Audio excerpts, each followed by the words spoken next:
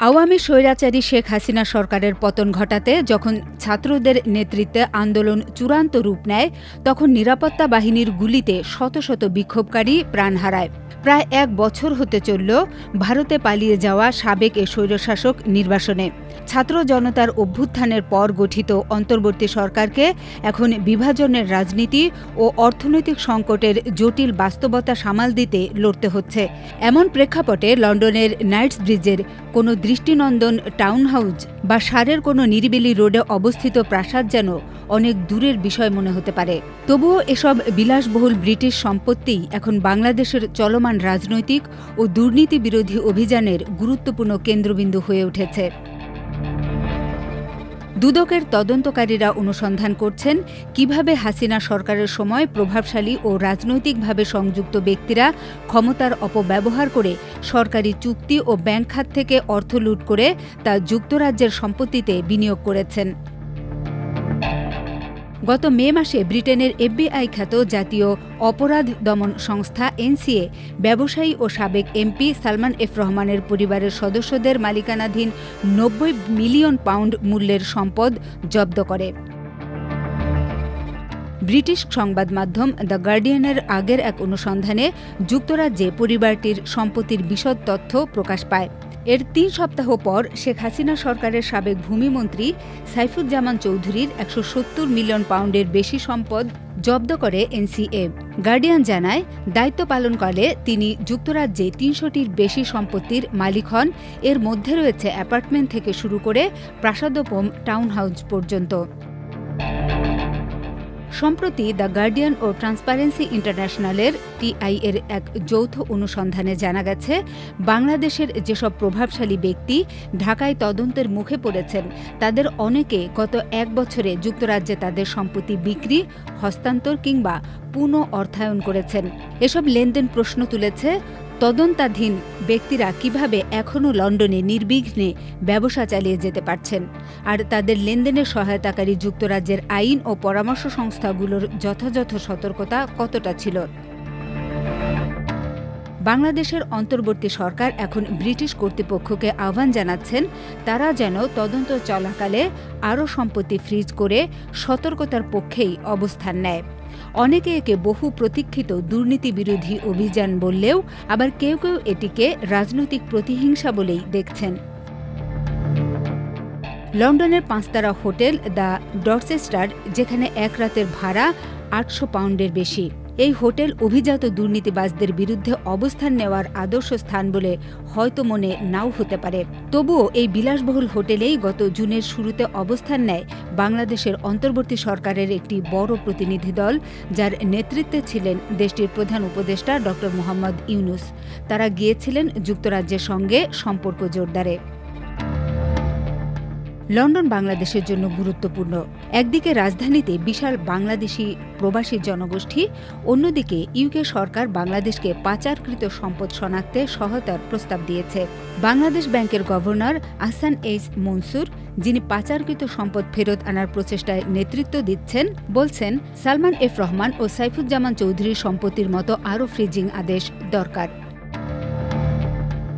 Governor Mansur বলেন, আমরা জানি অনেকেই এখন সম্পদ বিক্রি করতে চাইছে, তাই আমরা চাই UK সরকার আরও সম্পত্তি ফ্রিজ করুক। তিনি আরও বলেন, লেনদেন বন্ধ রাখার পদক্ষেপগুলো আমাদের আশাবাদী করে তোলে, যাতে আমরা নিয়মতান্ত্রিকভাবে এসব সম্পদ দেশে ফেরত আনতে পারি। ওই আহ্বানে সাড়া দিয়ে দুর্নীতি দমন কমিশনের চেয়ারম্যান মোহাম্মদ আব্দুল মোমেন জানান, তিনি ইতোমধ্যে NCA-কে অনুরোধ করেছেন তারা যেন আরও কিছু ব্যক্তির সম্পত্তি ফ্রিজ করার কথা বিবেচনা করে, কারণ গত কয়েক মাসে সম্পত্তি বেচাকেনার বাজারে ব্যাপক তৎপরতা দেখা গেছে।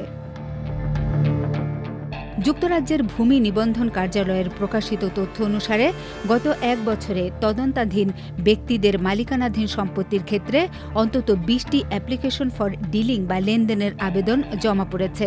সাধারণত বিক্রি, মালিকানা পরিবর্তন কিংবা বন্ধক পরিবর্তনের সময় এ আবেদন করা হয়। সাবেক ভূমিমন্ত্রী সাইফুজ্জামান চৌধুরীর সঙ্গে সংশ্লিষ্ট ২ জন ব্যক্তিকে তদন্ত করছে দুদক। এই দুই ব্যক্তি গত ১ বছরে একাধিক সম্পত্তি লেনদেনে যুক্ত ছিলেন। একজন হচ্ছেন সাইফুজ্জামানের ভাই আনিসুজ্জামান এবং অন্যজন যুক্তরাজ্য ভিত্তিক একজন সফল ব্রিটিশ বাংলাদেশি সম্পত্তি ব্যবসায়ী, যার নাম গার্ডিয়ান প্রকাশ না করার সিদ্ধান্ত নিয়েছে।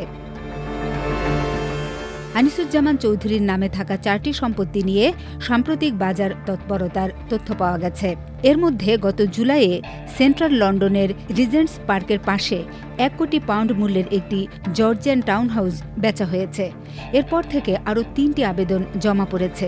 এগুলো পুনঃ অর্থায়ন সম্পর্কিত বলে ধারণা করা হচ্ছে। আনিসুজ্জামান চৌধুরীর আইনজীবীরা বলছেন, তার সম্পত্তি জব্দের কোনো বৈধ কারণ তারা দেখেন না।